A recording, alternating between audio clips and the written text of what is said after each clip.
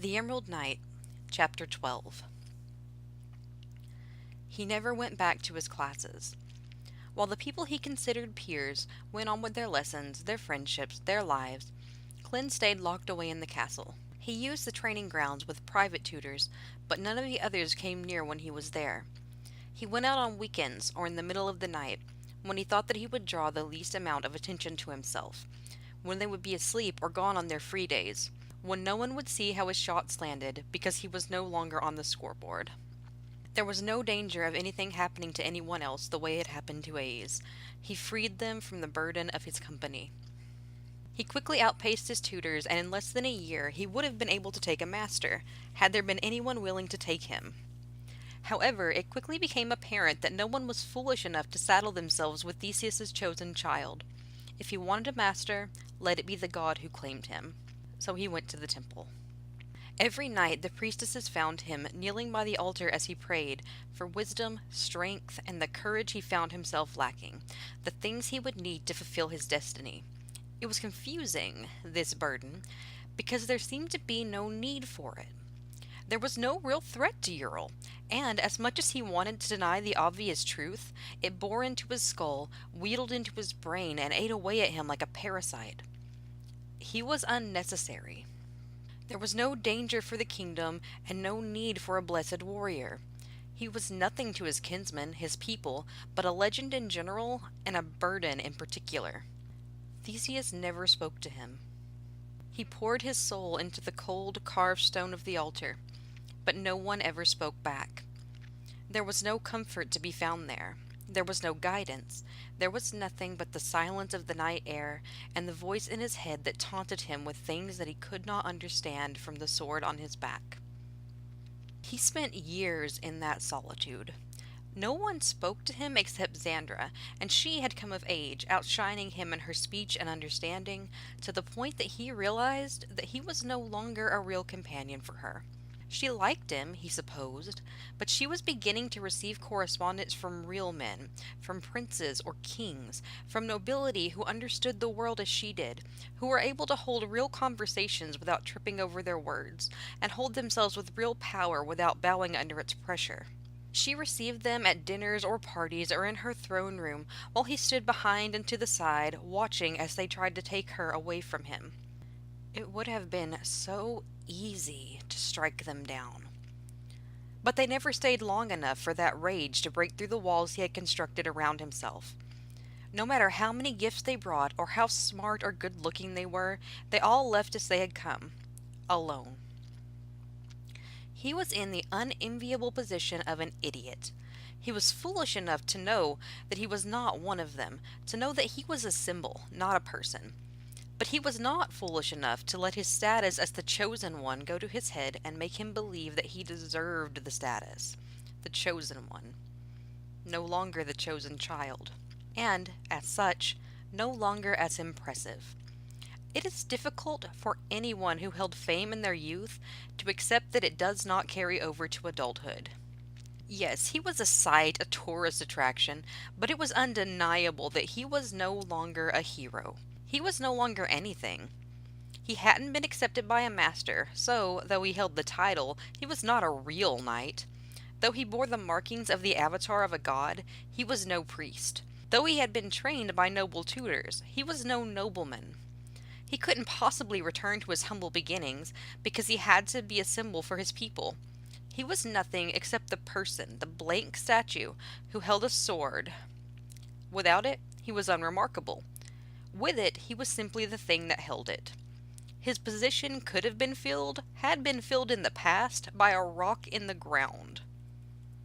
He was 17 when Xandra called upon him, not as she normally did in private, but formally to the throne room by his title as a knight. He was afraid. There was no reason for such a thing, nothing that she could possibly want from him in the capacity of his worthless honorary title. So he walked from his chambers all the way to the front of the room, instead of coming in from the back, the servants' entrance, to stand silently behind her as he normally did. He had been summoned. He walked past the crowds on either side, held at bay by the guards who lined the long carpeted walk to the throne, and lowered himself to one knee. He put his hand over his heart and bowed until his forehead touched his outstretched leg, and kept his eyes respectfully averted from the royalty that, in polite company, he could not bring himself to pretend to be familiar with. "Rise, Sir Clyn," she entreated, and he did, though he kept his hand over his heart and his gaze averted. Her gaze, however, was strong, and took in the young man before her, who had grown out of the child she had groomed into a youth who was threatening full blossom. His well-honed muscles tensed under his dress clothes. His face was tanned with the sun, but her private attendants had made sure to treat it with care, so despite his best efforts, he was breathtakingly beautiful. The jewels she had given him signified not only his noble rank, but his complete submission. He was uncomfortable, it was obvious, but he stood still, exactly as he had been taught, dressed exactly as he had been told. Like a doll. He was the closest thing to a doll that one who had been forced to put away their childish things in return for adult responsibility could claim ownership of. A beautiful little toy. "It can come as no surprise to you, my oldest and dearest friend," she told the doll, "that my authority is under constant attack. I am truly blessed that Theseus has seen, in his mighty wisdom, that it would be appropriate to send me his chosen warrior to aid me in my time of need." Clinton really hoped that he wasn't supposed to respond to her. He didn't like praise at the best of times when they were alone, but now that it was happening in front of people, in front of a crowd of people, he called up every reserve of strength to fight the urge to squirm, to run. He steadied his breathing and cursed the passage of time as seconds ticked away in silence. He knew he was supposed to say something. "Thank you, my queen," he said, and could tell by her face that it was the wrong answer. Too late, his brain told him that she had just said that she was being attacked, and he had said he was thankful for it.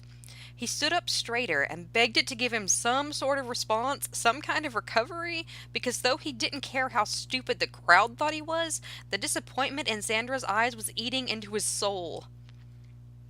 For your kind words. I will allow no harm to come to you, my queen." It wasn't perfect, but she seemed satisfied, though not happy. He took the blow with grace and did not allow the hatred he felt of himself for his debilitating stupidity to show on his face or in his body language.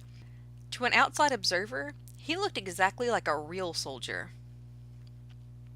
"There are rumors spreading throughout the kingdom," she told him, "that another group is forming to destroy our monarchy, our government, and our way of life. I fear that there is only one way to prevent this calamity.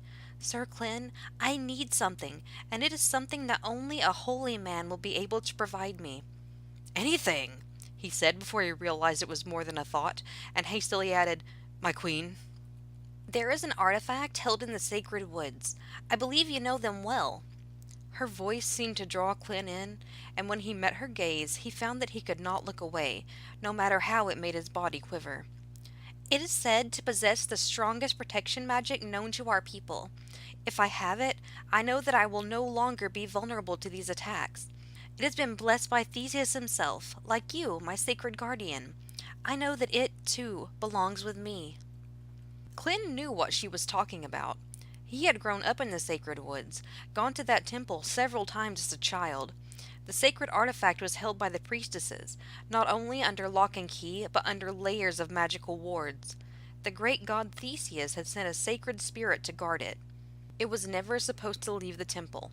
Only the holiest of holy people, priests and priestesses who had trained their entire lives, were allowed to even gaze upon it.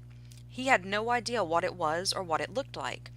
He knew that it had something to do with the guardian spirit, but it was ludicrous to expect the spirit to give it to him. They wouldn't let him look upon it, let alone take it from the temple. That was a ridiculous request. This was sacrilege. He stared at her in disbelief for an embarrassingly long amount of time, before his mind finally reminded him of his own stupidity. The simplest answer was, of course, that he had misunderstood her. She couldn't possibly have asked of him what he had understood her to ask. He had either heard it incorrectly or misunderstood completely. He realized that his mouth had been hanging open in shock and closed it, swallowed, and asked in a small voice, embarrassed again at his own idiocy, I'm sorry? What? She asked, and her eyes became cold and unreadable. I don't. He faltered, choked on his own words, and nearly lost his stance. He regained his composure with a breath that lifted his shoulders and tried again. I don't understand. I'm sorry, my queen. I don't understand. Sir Clin, she explained calmly, though her voice had lost its friendly tone. You will travel to the sacred woods and retrieve the holy artifact within the temple there. You will bring it here and offer it to me, so that I may use its magic to protect myself and my people from the attack my dedicated soldiers have risked their lives to warn me of. This was not easy intelligence to gather. People have already died, Sir Clin. We must take immediate action to prevent further loss of life. Do you understand? There was more than anger in her eyes now. Clin felt the hate within her boring into him. He had messed up. He had questioned her in front of the court. He had made himself look like an idiot. He had made her look weak. He knew that he had no right to do any of these things. He wasn't a person. He was an avatar, a warrior, a blank slate. His fate was to carry out commands, not to question them. Xandra was so much smarter than he could ever hope to be. Trying to understand her had been a mistake. It was one that he would not make again. It was beyond him. Anything she said would now, as it always had, go straight over his head. He fell quickly to one knee, then into a bow again, as his body seized with his own hatred of himself, and told himself that if he broke down in front of all these people, he was just going to take that sacred sword and plunge it into his own heart. Of course, my queen, he said while looking at the rug. I apologize for my confusion. I will begin preparations for my task at once. I hope you will be able to forgive my transgression. He stayed in that position for some time, afraid to move or speak, while Xandra studied him. The sacred sword stood out against his arched back. He looked beautiful on his knees. His will crumbled so quickly, with so little pressure, under her watchful gaze. She didn't think that he was exactly afraid of her, but it was interesting to see the avatar of a god grovel at her feet. She knew that she could not keep him in that position for long in public, though the longing was nearly overpowering. Finally, she said, You may rise, Sir Clin. I wish you speed and good fortune on your journey. He stood and returned to the position he had left, standing straight with his hand held reverently over his heart. Thank you, my queen, he said to the rug, and cursed himself again. Then he turned on his heel, with the cape he found ridiculous fluttering out behind him, and left the throne room in long, measured strides to prevent his body from betraying him and sprinting.